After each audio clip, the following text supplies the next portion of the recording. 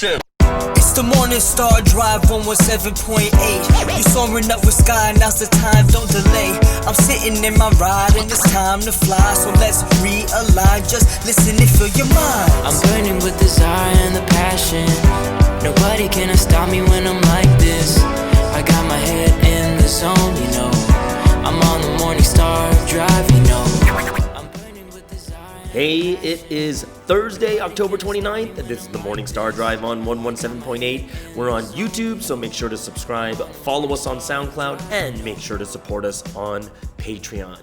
Now, today we'll get the coronavirus updates as usual, and then the U.S. Electoral College, what the polls are saying right now in early voting, and answering some questions from listeners. So, how are you guys doing today? It is Thursday, and I'm sure you guys are pretty excited because we're getting close to the end of the week, and I'm sure that you guys enjoyed the service last night. Great message. So let's get this day started together here on the Morning Star Drive, and we can end this week nicely. Just want to remind everyone to keep liking and commenting, and I want to hear from you guys and see how you're doing. And also for those of you that don't know, tonight is Bubble Talk at 8 p.m. Malaysia time. And guys, I don't know if you guys heard the news, but our YouTube channel hit 1,000 subscribers, so we're super happy and thankful for all you guys, that everyone that's really supported us until this point. So what we're going to do is we're going to give away an iPad. Yes, we're going to give away an iPad. One of the brand new ones that just came out last month. It's going to be an iPad, and we were going to give it away next week on November 5th. Okay, so you have to be at the live streaming in order to win it, which means it's good news. Do you know why? Because if you make it, there's a chance, like on average, we get about 50 to 70 listeners, which means that you have a 1 in 50 or 1 in 70 chance to win an iPad, which is super high, okay? So all the information of how we're going to give away this iPad, it will be on my Instagram channel, and it will also be on the YouTube. Okay, so the 3 steps is, number 1 is you got to subscribe to my YouTube channel and my Instagram. Okay, so that's the first thing you do. Second thing is I will be giving you guys an answer on next week's Taco Tuesday, and that's the answer. So you need to watch the Taco Tuesday next week, find the answer, okay? And then the last thing, more than anything else, it's going to be Thursday live. We're going to put out a little Google link, and you guys will put your email and your answer to the answer from the Taco Tuesday. And then we're going to do a random number generator, and then whoever number that is will win the brand new iPad. So yes, it's pretty exciting. Yes, the new iPad A12 Bionic chip. You can even do 4K editing on it. It's really, really good. So yeah. Make sure you go and get that. And also this Sunday, right? And remember, we got the Sunday edition. This Sunday, someone from Taiwan, it is going to be Janet Liu from Taiwan. She is the career department leader, or here in Malaysia, you call it the youth department leader. And she's been running in multiple countries, and I had the pleasure of working with her in America. We were in the same church while I was head leading over there in New York. Awesome workers. So fun, insightful interview. Make sure to catch next week's Sunday edition. It's going to be awesome. So let's get into the featured artist of the day. So what are we listening to this week? The first song, featured artist today, is going to be Sung Beats over there in Canada. And the song is called C from Jushinda, featuring the Peck Sisters. So I know that a lot of you enjoy that song. Second song is going to be from RJR, Rise in Japan Radio in Japan. And that song is going to be Love Letter. And last but not least, it's going to be J Root featuring Saint Green from the Paper Music Associates in Korea. And this is my, not only just a cool song, but it is my favorite drink. The song is called Latte. So, just as usual, guys, we need to support all these amazing artists from around the world, these members that are just doing just amazing work. Let's support them, listening to their music, commenting on their music, buying their albums. But most importantly, yes, I've said this every single day, we've got to pray for them to do well. All right, everyone? So let's listen to some awesome music from our members from around the world.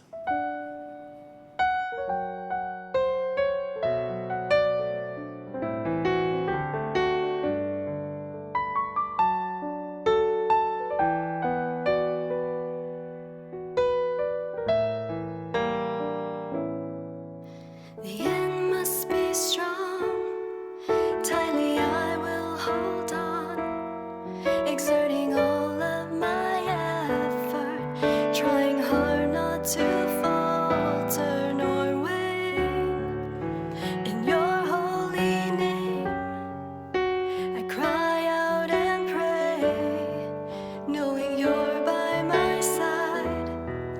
Deep within me, new strength is regained.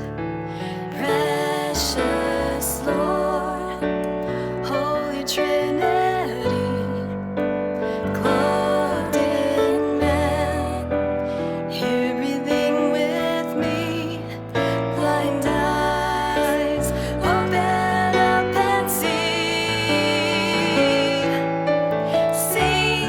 how wide and long, how high, how deep is your love for me. More than I've ever felt, more than I love myself. See each line, each word, each tear-stained cheek. Speak of your love so deep on bruised and worn out knees, sacrificing food and sleep, all for me.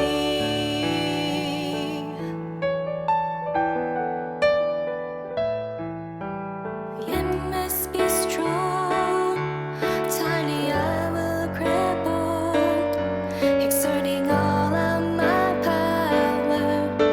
I will gain new ground every day. In your holy name, I cry out and pray, climbing higher and higher, shining brighter each step of the way. Precious Lord, Holy Trinity, clothed in man, here breathing with me. Blind eyes, open up and see how wide and long, how high, how deep is your love for me. More than I've ever felt, more than I love myself. See each line, each word, each tear-stained cheek. Speak of your love so deep on bruised and worn out knees, sacrificing food and sleep, all for me, all for me. Help me see how wide and long, how high, how deep your love is for me. It's more than I've ever felt, it's more than I love myself. See each line, each word, each tear-stained cheek. Speak of your love so deep on bruised and worn out knees, you're sacrificing food and sleep.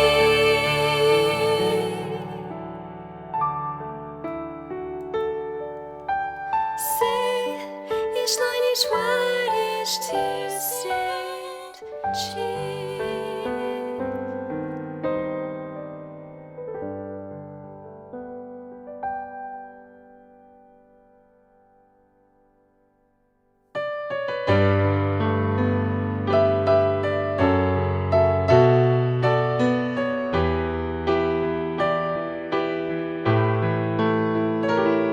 例えば誰かが太陽のように僕らを照らして生きる力をいつも届けてくれていて、あなたから届くラブレター一つ一つの言葉に溢れる想いと優しい気持ちが心の奥に染み渡る。会いたかったよ、愛しているよ、一人きり人生迷ってる時に誰かを通して呼んでくれたのはあなたなんだよ。こんなにも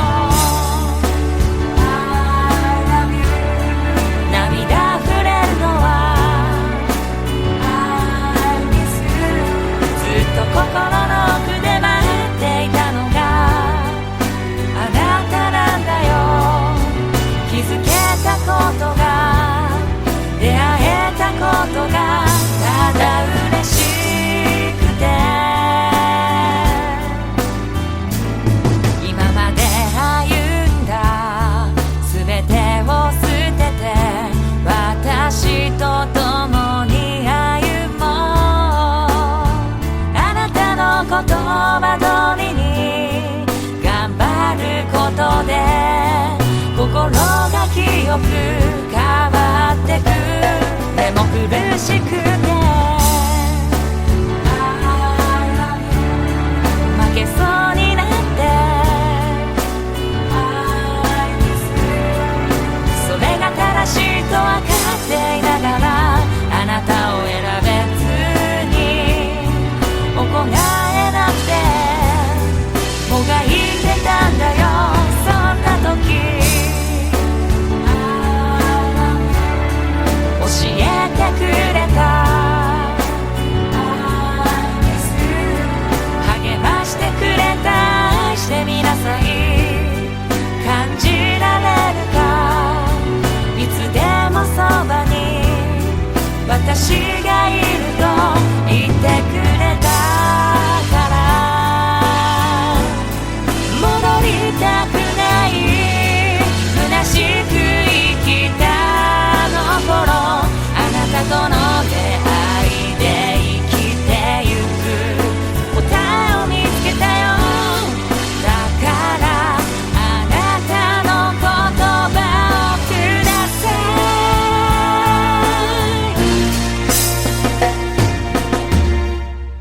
僕は歌うんだよあなたの祈りを永遠に輝くその言葉を大切なあなたに捧ぐ愛の贈り物最高私と共に新しい歴史に愛の言葉を叫び伝えよう時が来たんだよ大きく羽ばたくんだよ愛なんだよあなたの心が行いが言葉が全てが真実なんだよ愛してるんだよ僕があなたを伝えてくから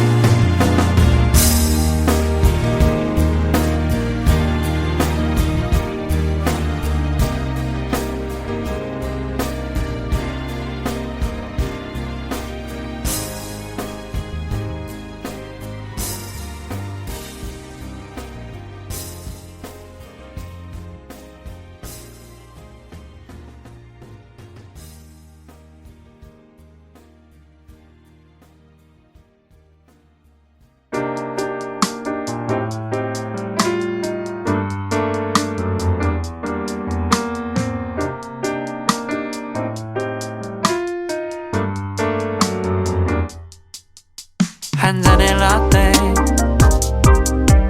그 산일의 카페 오늘은 밤이 올 수 없게 오늘은 잠이 들 수 없네 Stay awake 한 잔의 라떼 그 산일의 카페 오늘은 밤이 올 수 없게 오늘은 잠이 들 수 없네 Stay awake 깨어 있어야 해 필요한 건 각성상태 피로감은 누적이 돼 내일을 죽기는 주적이 돼 벌써 몇 시간째야 만큼한 것 같아 아니 나 오늘 막차 아니 저 차례 Sweet little bit Sweet little bit Sweet little bit 쓴 거 싫으니까 쓴 거 싫으니까 Give me a minute babe Me a minute give me a minute babe 짙은 밤 하늘에 Milky Way 한 잔의 라떼 카페 오늘은 밤이 올 수 없게 오늘은 잠이 들 수 없네 Stay awake 잠깐만 날 좀 있게 해줘 어제가 날 날 붙잡지 않게 해줘 Let me go now, let me go now 그럴 수밖에 잠에 들 수 없네 Couple latte Stay awake Sipping 한 모금이 전에 나와 지금은 조금은 달라 Sleeping twist off 기분 좋은 작은 다른 건 신경 쓰지 않아 Flipping City 거스리 tomorrow start 계속 가라른 미리 부드러운 느낌이 쓰라림에 지친 나는 외로워해주네 Can you feel me now You feel me now, you feel me now 그 룸 위로 나, 룸 위로 나 저기까지 갈 수 있게 되는 건 가져 저기 Be there till break the dawn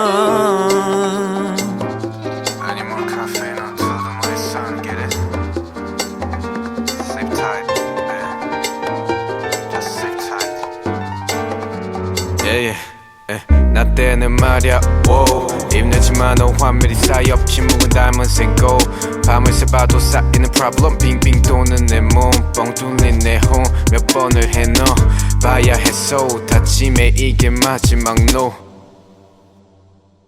한 잔의 라떼 Cause I need a caffeine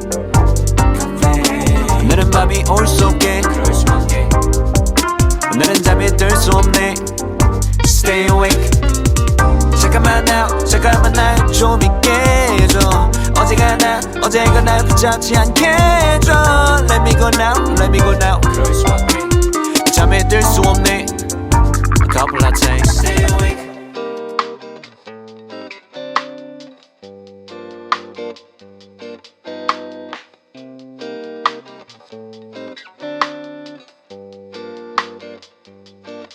Stay awake Ooh, and I love that ending of the song Latte. It says, stay awake. And, well, that's partly one of the reasons why I drink a latte, but I really like the latte because of the taste. And well, either way, yes, great song from J. Root featuring St. Green from the Paper Music Associates in Korea. That song was Latte. Before that, in Japan, it was Rising Japan Radio, and that song was Love Letter. And of course, our feature artist of the day is Sung Beats in Canada, and that was Jushinda, featuring the Beck Sisters, and that song was C.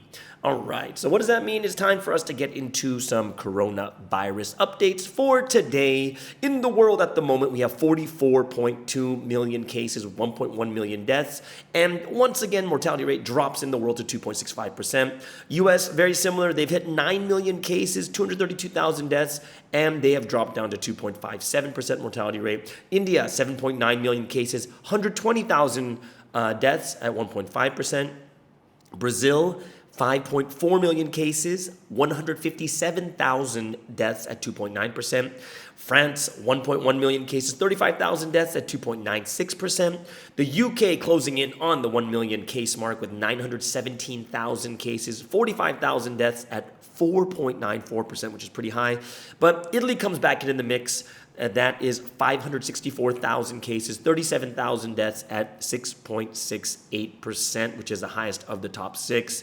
And of course, once again, like always, for the past 2 weeks, I believe, Europe has 3 countries, always about 3 countries in the top 6. So half the countries in Europe are, half the top 6 is from Europe, and that's why Europe is kind of like the epicenter at the moment. Sweden is at 5.11%. They've dropped a little bit more, and Belgium dropped another 0.1% down to 3.27% mortality rate. Let's look at the daily infection rates for today. The US still on top at 75,000 cases at a 1% growth.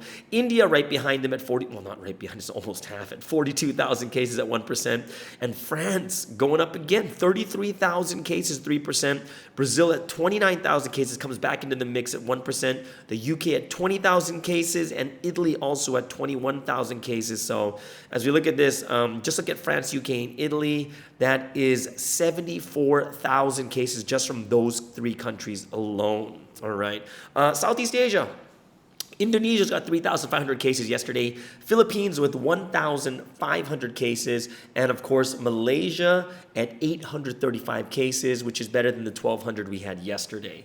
All right. So that is the coronavirus updates for today, and we're going to move into the current news. All right. Like we said, less than a week away, we have the the U.S. presidential elections. It is a very, very tight race, and at the moment, a bunch of things going on, and I wanted to focus on two things today. The actual results of the early voting at the moment, and also the Electoral College, and why this is kind of like something that people are kind of arguing about, or they're thinking about changing. Not sure if it will, but they're thinking about changing it. So first is early voting in America is up a lot. It's up to, like, they say that it's possible. It's possible that you can get 60% of the votes done before election day, which is possible. At the moment, already 70 million people have cast their ballots. And if it's 70 million, it means that it's over 12 million more than 2016. Right? And of course, because it's pandemic time, it's going to be a lot higher than before.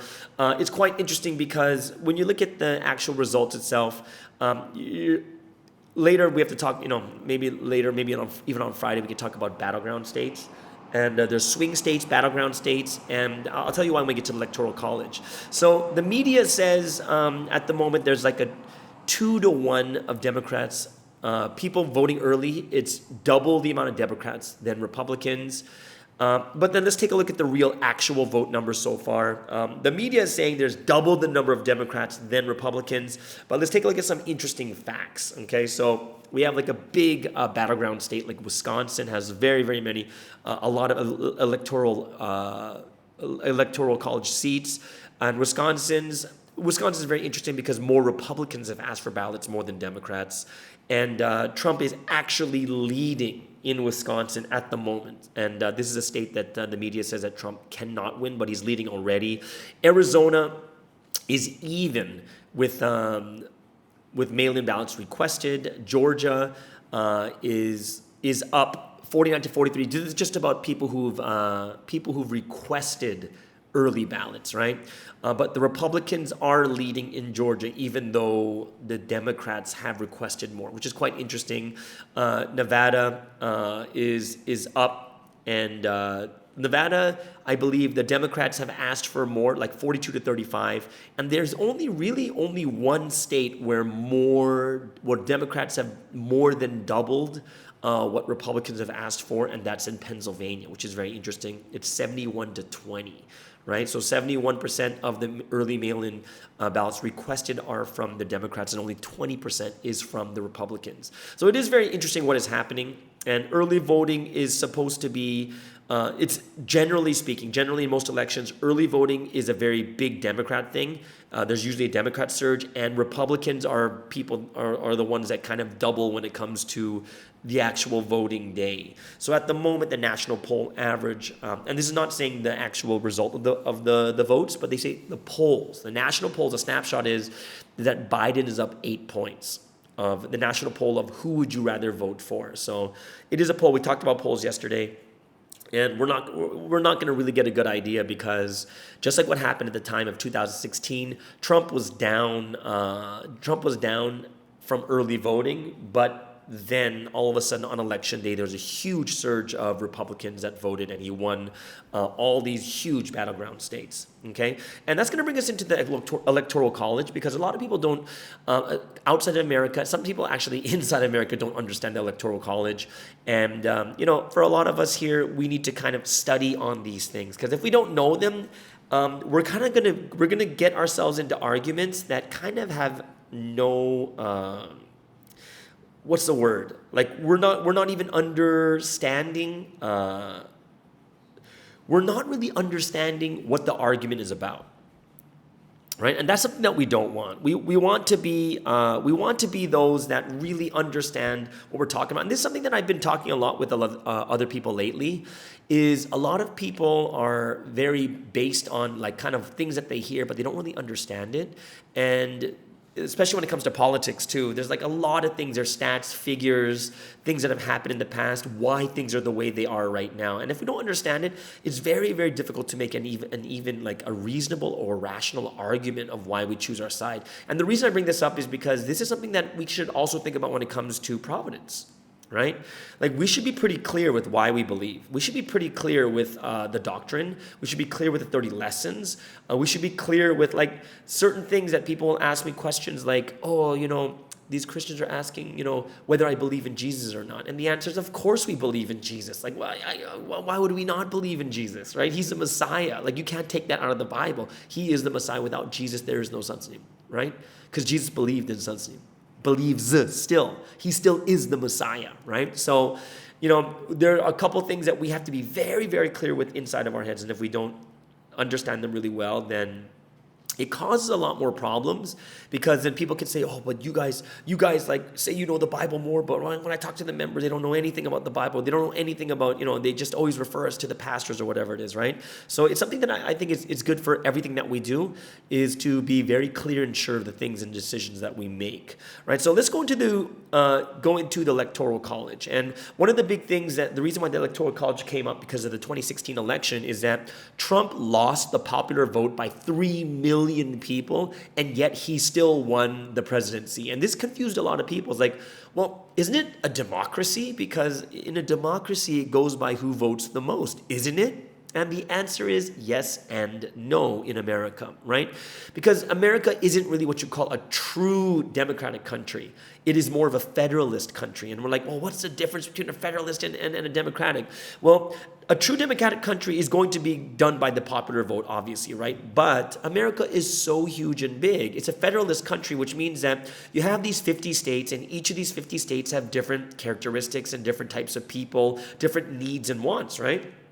So what happens is the federal government doesn't, like the president, like when you look at this stuff on the news about policing and voting and mail-in, all these different types of things, it's got nothing to do with the president. These are stuff that has to do with each of the states. The states have their own power to run their own state in the way they choose.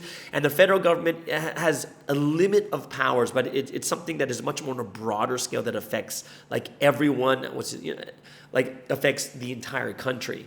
But there are some things that affect, let's say, Wisconsin, but don't affect North Dakota or South Carolina. We got to understand is like you're looking at America that is literally like 50 countries. It really is. And that's why you can't have just one person taking charge of the entire country, because it's so different. Even culturally, it's different from one end to the next, or even one state to the state right next to them also, right? So the popular vote is basically, we know the popular vote is whoever gets more votes wins, okay? And because it's not about the popular vote right now, because it's a federalist country, at the time, we're talking like 200 years ago, right? 200 years ago, during what you'd call a constitutional convention in Philadelphia, right? What happened is to ratify the Constitution, to bring all these states together to make the United States of America.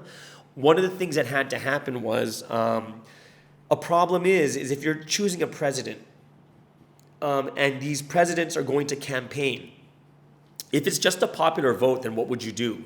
If it's just about a popular vote, then you just go to the areas where the most people are, which means that, honestly speaking, then you would only have to go to California and Texas and New York, Pennsylvania and Florida, Ohio. Like there would be very few places. You can ignore everyone else, right? Think about it. If it's a population vote, who gets the most? Then what if, what if we say that 80% of the population lives in 10 states? Then you wouldn't care about the other ones getting their votes, right? It wouldn't make a difference, because if 80% are in 10 states, then like campaigning to those other places is 20%. So even if you win the 20%, it is nothing close to the 80, right? And that's why a popular vote is very difficult in America, because you have tons of people living in these like crowded areas like New York and California and Florida and such. So that's why these other states wouldn't join in until they had something set where they would all have some type of power. They wouldn't lose, because like the candidates aren't even gonna care about their state, right? So if you think about it, it does make sense, right? Because you are the moment it becomes a popular vote, these candidates don't care what these other states want. But now that you have the Electoral College, you're winning seats, right? So what happens right now in the Electoral College, there are 538 electors, okay? And 538, it includes Congress, which I believe is like 435 people in Congress. right? So these people in Congress are part of the Electoral College, the electors. The Senate, which is 100 people, and then of course the District of Columbia has 3. So if you add them together, it's 538. So basically what happens is each of these states holds these Electoral College seats, and whoever wins 270 will win. Okay, so how do you choose how do I know how many electoral college seats there are? Well, it really depends on the population of the state. So there is an advantage if your state is crazy populated, because you might have say 50 electoral seats, which is a lot, which means that a lot of the candidates will go into those states, right? However, the interesting thing is this, guys. The problem that we have right now is that there in 48 of the 50 states, there's this one rule basically is whoever wins the popular vote in the state. So let's just say California has 70 seats, okay? So if California has 70 seats, and then let's say that they have a vote in California and the popular vote goes to this, like say Joe Biden right now, because it's mostly California is a Democratic state. So even if they win 52%, that's the majority, right? If they win 52%, all 70 electoral seats goes to Biden, right? And this is where a lot of people are kind of like thinking to themselves that my vote doesn't really count. Because you got to think about this. If you're mainly in a Democratic state like California, like they win every single year, it's going to be, like every single election is going to be Democratic, right? Which means that even if you're part of the 48%, there's no real, like what's the incentive of voting, to be honest? If you're going to lose every time, your vote doesn't really mean much, right? And this is where it's coming in is, does my vote really count? Right? So what happens is you have these 538 electors, and what happens is they are the ones that actually vote for the president and the vice president. Okay?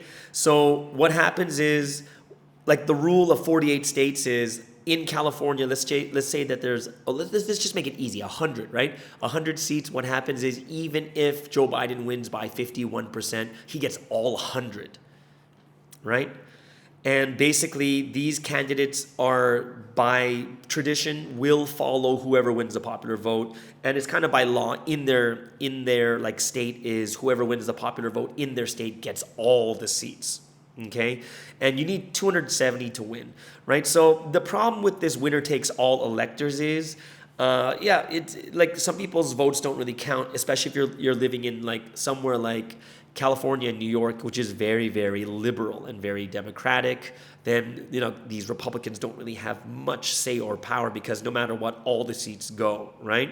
So the one thing you have to understand is, even though it's been faulty, and of course there's no such thing as a perfect election way, a way of doing elections, the thing we have to understand is, even though there's no perfect way, the one thing that you can credit America is they have had peaceful transfer of power for 200 years, which is unheard of, right? 200 years of peaceful transfer of power, guys. That is something that is crazy. And that's why it's very, very difficult to kind of like change this around.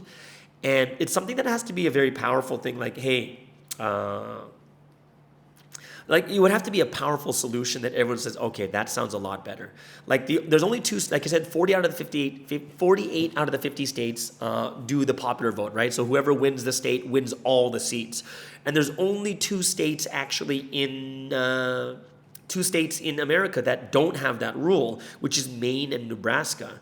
And they are the ones that say that you can actually win both parties can win seats.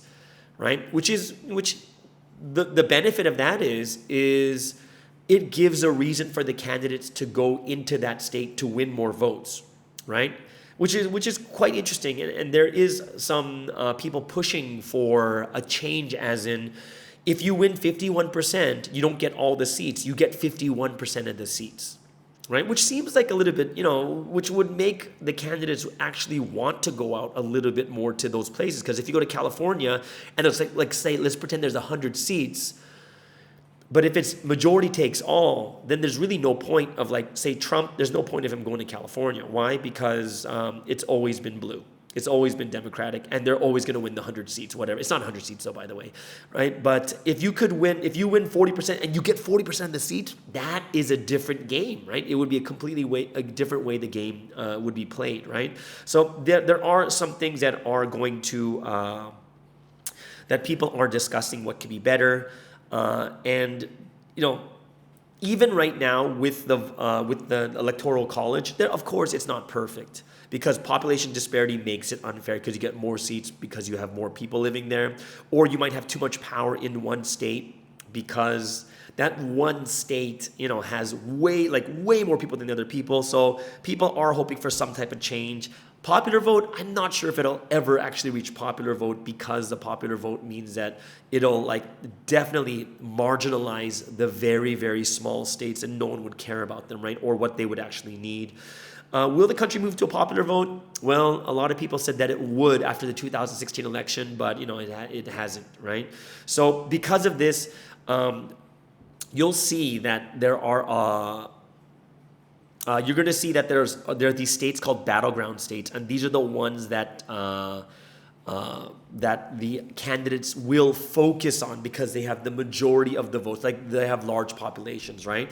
And this is why, you're going to look at California is number one, and California has 55, so it's not 100, but it's 55. So that is a lot. That's the most. Texas is right behind with 38. New York has 29, Florida 29, Illinois 20, Pennsylvania 20, right? So what happens is, because like we were talking before, is each vote is not equal because population disparity makes it kind of unfair because you get more seats, right? So what happens here is basically these candidates are going to these battleground states more than any other place, and they're going to make policies that help these states because they want to win those battleground states, right? So it's quite interesting because we have to realize that it's not perfect. Obviously, it's nothing close to perfect, but it is something that it has to fit what the country of America is like. Like if America was only 10 million people and it wasn't very diverse. Like for instance, if I were to tell you that most of the big cities like New York, California,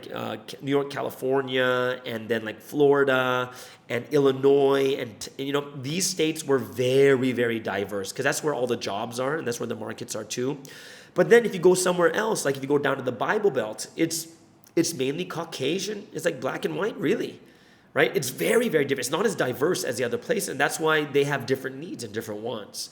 So it's not a perfect situation, but I hope that it kind of gives you guys an idea why there's a lot of talk about this and understanding electoral college. And we don't want to say things that are kind of without knowledge, like saying, why isn't it just the popular vote? And you got to understand why it never went to the popular vote.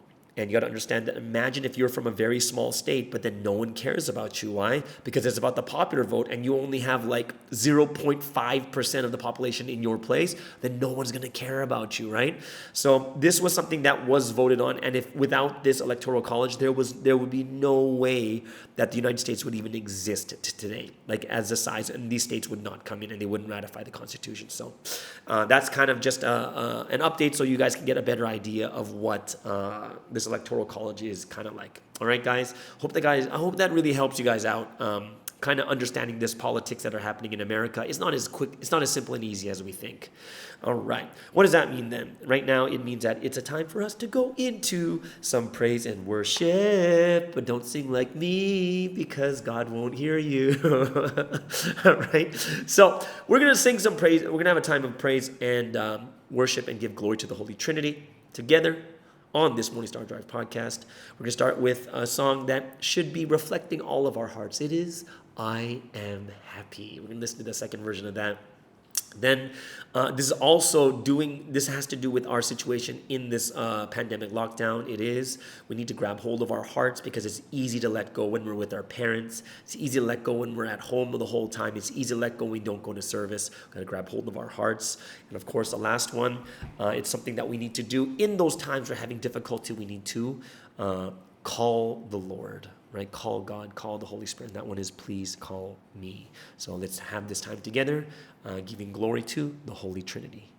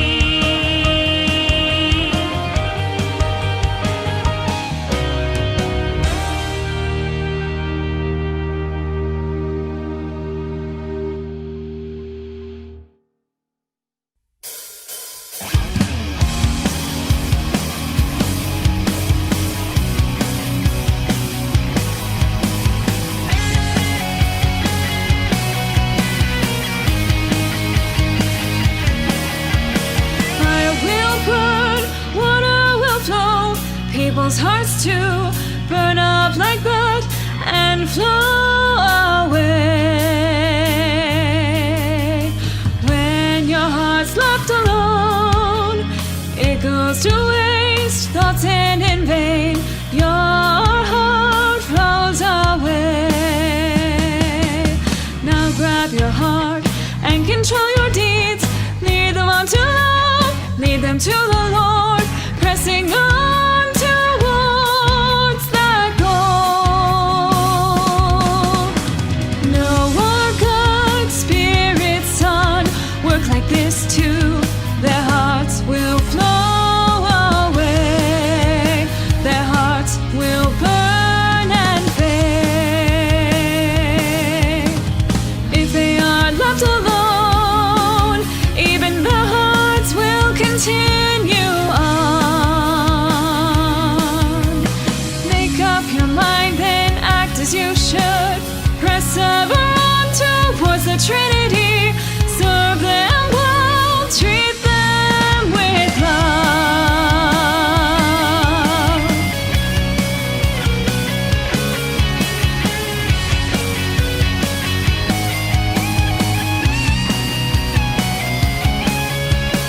Fire will burn, water will flow, people's hearts too burn up like blood and flow away.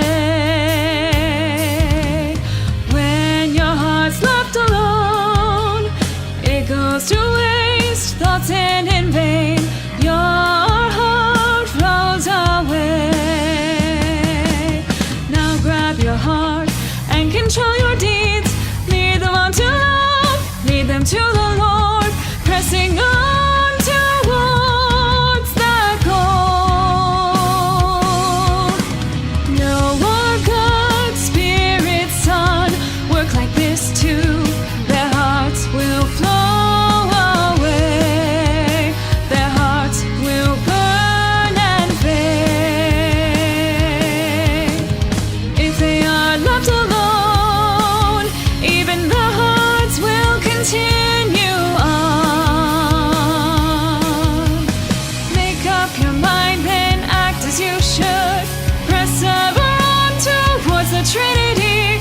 Serve them well, treat them with love. Make up your mind, then act as you should. Persevere on towards the Trinity.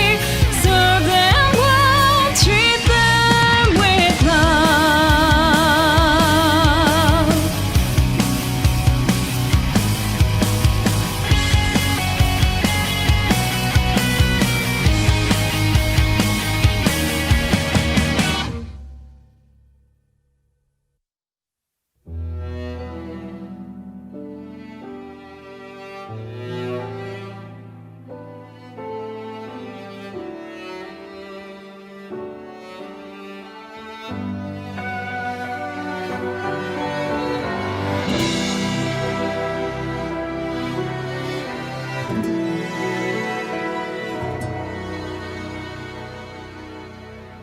When the Lord comes, when it's in Wangyono, please won't you call me? When the Lord comes and appears in providence,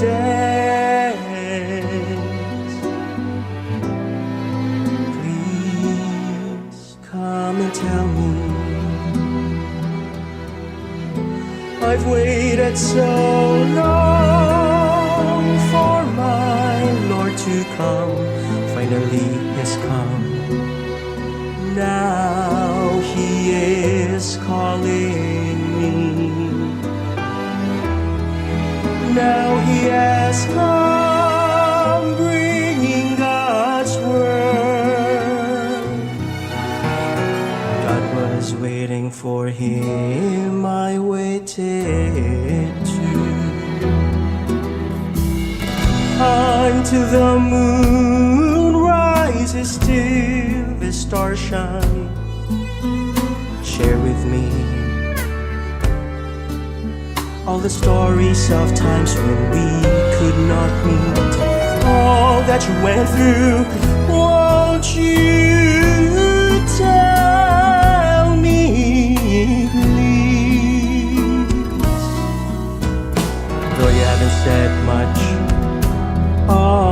your stories carry stories deeper still. Every pain and struggle, all that you've done. And for us too, we have deep stories.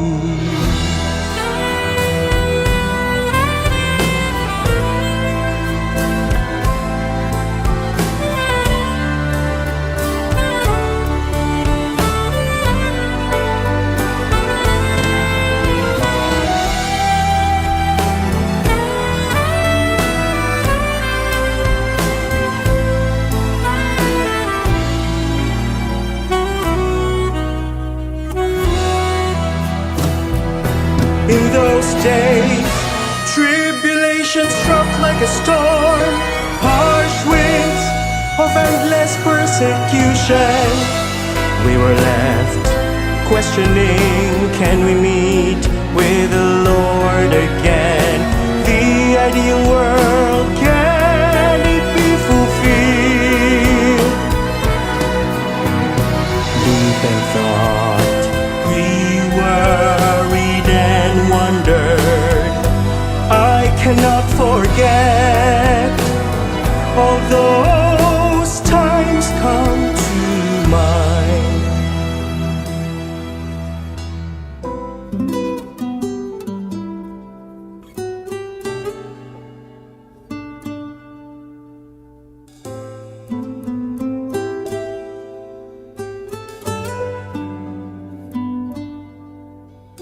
Truly we didn't know that in the future history would change like this, rising brightly. Truly God, you're great, you're almighty, you're omniscient. Truly my Lord, you're tenacious, powerful, you endure, you do it to completion. We cannot help but cry out, truly great, the Lord is truly great. We did well to believe and follow, truly we did. This is what I have realized here today.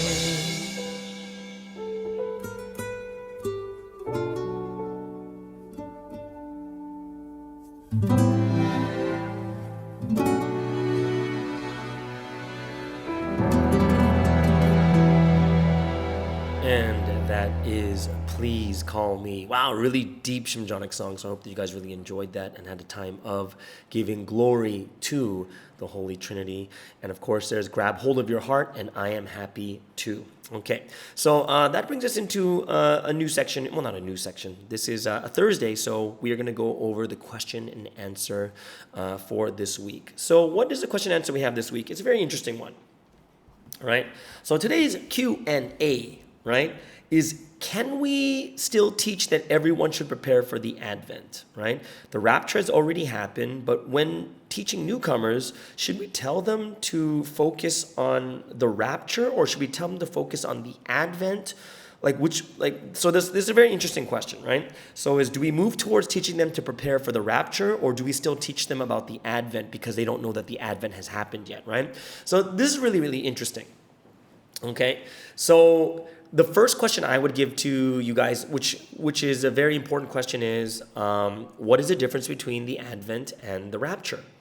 Okay, and when we teach the Advent and the rapture, what would be the 2 points that we would separate? Like they're two completely different things. They happen at the same time, right? With the Advent comes the rapture. So preparing for the Advent, is it the same as preparing for the rapture? Should we tell them to prepare for the Advent, but the Advent's already come? So a lot of lecturers are like, oh, do we still teach this or not? And the answer is Advent is still part of the core 8.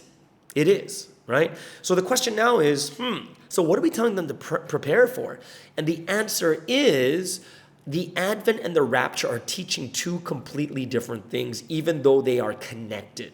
Okay, so when we teach the Advent, what does it mean to prepare for the Advent? Like, honestly, what does that really mean to prepare for the Advent? Because when we teach the Advent lesson, the thing that separates the Advent and the rapture is when we teach the Advent lesson is we share with them, we teach them the word so they know how the Advent happens, right? So preparation for the Advent, of course, there's the basic stuff like prayer, all these other different things. But when we teach the Advent lesson, we're teaching them how it happens, because you can't receive the Advent without knowing how it actually happens. Just like the time of Jesus, people are expecting Jesus to come on the clouds, Jesus to come with fire, Jesus to come in a certain way. When we teach them about the Advent, we're teaching them how it comes. And that's the way of preparation, is teaching them how it comes, right? We teach them fire is not fire, clouds are not clouds. We teach them the sword is not the sword. We teach them the last days is not literally the last days, resurrection, all these other different things. We're teaching them to be ready to know how it happens, because no matter how much you pray, no matter how much you read the Bible, if you don't know how the Advent comes, you will not be able to receive it. And that's why when it comes to the Advent, the separation is, Advent is how does it happen? We're teaching you how it happens, because when you know how it happens, then you can actually receive it properly. Rapture, on the other hand, is what we literally would call preparation.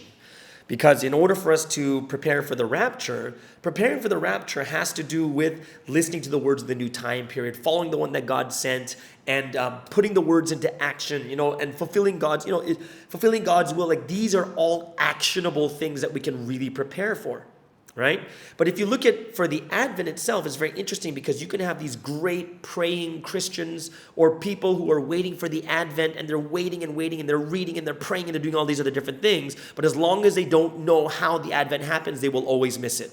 Why? Because they're waiting in the wrong way. So the difference I would tell for this question is, you would need to know the difference between the two is the preparation for Advent is just teaching them how the Advent happens, where the rapture itself is literally actually like giving them, rapture is more actionable things, doing stuff, changing your character, becoming a better person, rapturing, reaching new levels, right? Like, these are things that are completely different, because rapture is the same as what? Rapture is the grandfather of resurrection, which means it's the last resurrection, which means resurrection is about change. Resurrection is transformation, right? Rapture is about love. And these are the things that you need to upgrade between you and God, right? But Advent, the difference would be is preparing for the Advent is completely different, because preparing for the Advent is knowing how it happens. And this is why people who know how the Advent happens can receive the Lord better than someone who is praying and doing all these other different things that are very, very spiritual, but yet don't know how the Advent comes, right? So this is why the difference in why we teach the Advent and why we teach the rapture is very, you can completely separate them apart. And of course, we don't teach people like straight off the bat, like say in Christian nations that, hey, Advent's here already, because then they'd be like, prove it, like what the heck, right? Because that would mean that you would have to know who that person is right away. So that's why Advent is teaching them how the Advent happens. So you're changing and flipping their minds and their perspectives and how they see the Bible. And then rapture is teaching them how to rapture. Right? So it's, there are two different things, teaching people and preparing them for the Advent and rapture. Yeah, they're Advent and rapture. If they were the same thing, then we would teach them at the exact same lesson. Like, they would be the same lesson, but they're not, right? And that's why even in the core 8 lessons, you have Advent and then you have rapture, and you have to teach them separately, because they're both very, very deep and different types of lessons, okay? I hope that really helps you guys out when it comes to that too, because I know that a lot of lecturers are wondering, oh wait, what's the difference between Advent and rapture then? Well, when the Advent happens, the rapture happens with it. Why? Because the Lord comes from heaven, and then he takes the people and brings them bring them to the golden city, right? So they come together. With the Advent, with the Lord's second coming, rapture happens too.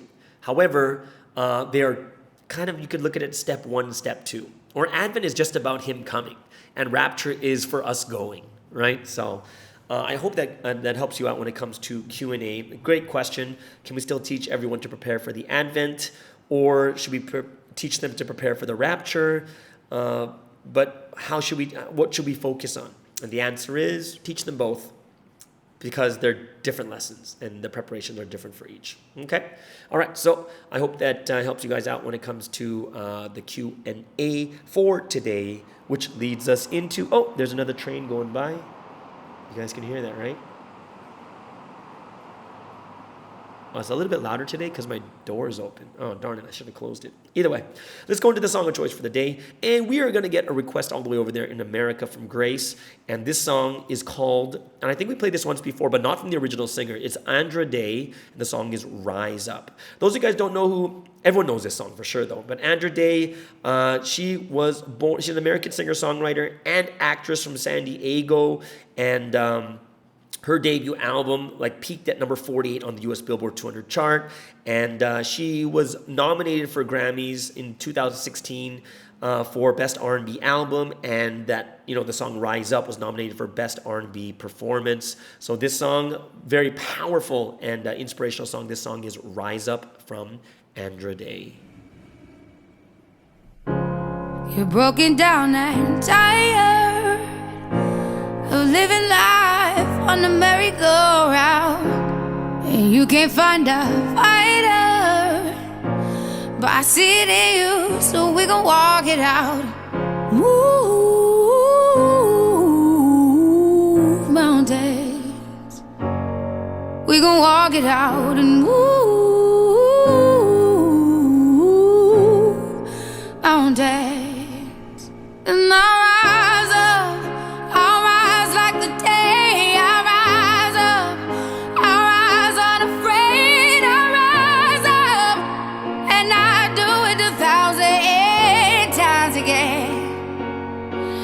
And I'll rise up, I like the waves. I'll rise up, in spite of the ache. I'll rise up, and I do it 1,000 times again.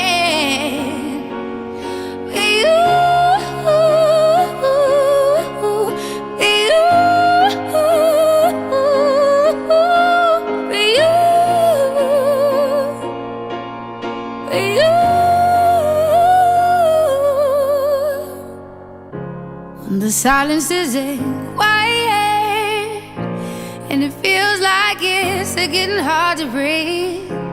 And I know you feel like dying, but I promise we'll take the world to its feet. Move mountains, bring it to its feet. Move mountains.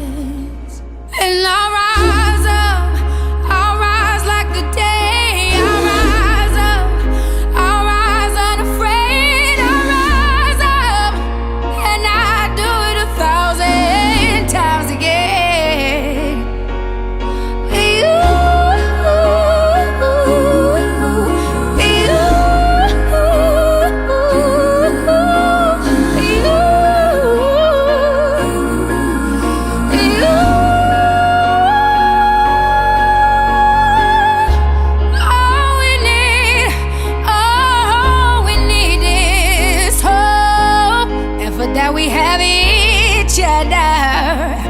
And for that we have each other. And we will rise, we will rise, we will rise. Oh, we'll rise. I'll rise up, rise like the day. I'll rise up. In spite of the ache, I will rise 1,000 times again. And we'll rise up, I like the waves. We'll rise up, in spite of the ache. We'll rise up, and we'll do it 1,000 times again.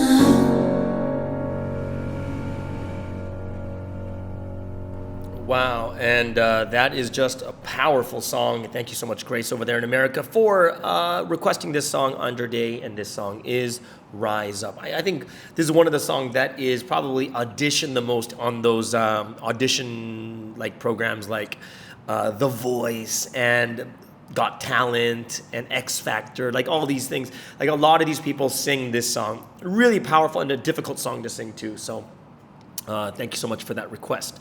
So that brings us into the final section of today, and we're going to go over another Bible story. We're going to start moving into the New Testament time now and go step by step with different characters that are really, really important. Of course, there are some characters that we're not going to go over a lot. There's like Simeon and Anna, who were those that were told by God and the Holy Spirit that they would see the Christ before they died, and both of them saw Jesus in the temple when he was born. But either way, we're going to start off with something very, very simple. We're going to go into the story of Jesus' father, Joseph. So Joseph, his name actually means may he add. And, of course, Joseph, we know that there's a Joseph in the Old Testament time too, which is the son of Jacob, right? And it means, the name means may he add, and he's obviously the husband of Mary and considered by his contemporaries the father of Jesus. And he's the one, he discovers Mary is pregnant, and he plans to divorce her in secret, but is told by an angel she is with child by the Holy Spirit. And, of course, we know that his job is a carpenter, okay? So he seems earlier to have been widowed and apparently had children by a former marriage. Okay, and this is why Jesus has other brothers and sisters. So this is what we see so far. This is what we can say. And while engaged to Mary, he discovered that she was to be with child and decided to put her away without exposing her. But after he was informed in a dream from Gabriel that said the child is a miraculous conception. And so he still married her and brought her child up as his own. Okay, and we'll find this all in Matthew chapter 1.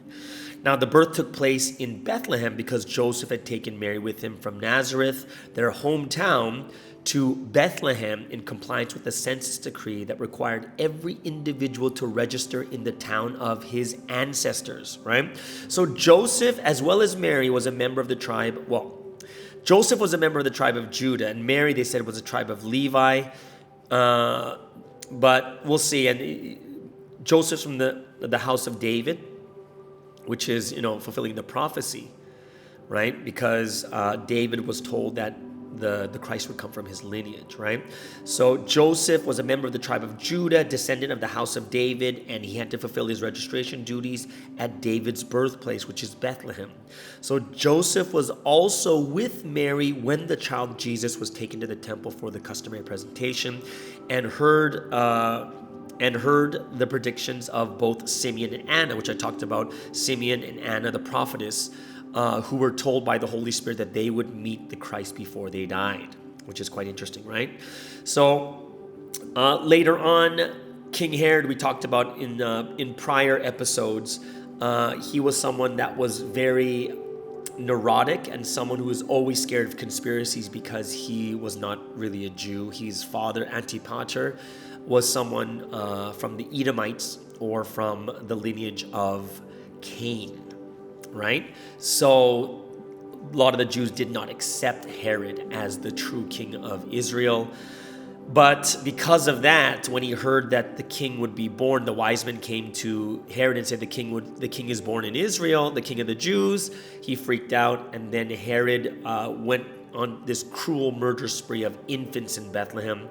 But then Joseph was directed in a dream to go to Egypt, and so he took Mary and Jesus to Egypt. Which means, one thing you have to understand is Joseph was someone who had these dreams also, and he must have been quite spiritual to be receiving these types of dreams constantly, right? So later he returns to Palestine to settle in Nazareth after the death of Herod. And as a faithful Jew, he probably went regularly to Jerusalem every year for the great feasts. And when Jesus was 12 years old, he was taken on the annual pilgrimage to the Passover. And it was on this occasion that, we heard the story where Joseph and Mary lost their son. And 3 days later, they found him in the temple, which is kind of scary that you lost your kid for 3 days, right? So Joseph, a carpenter, apparently, of course, we would expect that he taught the trade to Jesus. Now, it seems that Jesus died before Jesus began his ministry, and it seems evident from the fact that it was his mother and brothers who visited him, and his brothers who attempted to advise him, advise him in a situation. And also Jesus' request that the disciple John take care of his mother hardly would have been made if the husband were still alive. So even from these types of things, you can kind of assume that Joseph died before the ministry of Jesus began. Okay, so this is just kind of a quick look at Joseph's story. I hope that it'll be something that a lot of us can really understand at a much better and deeper level.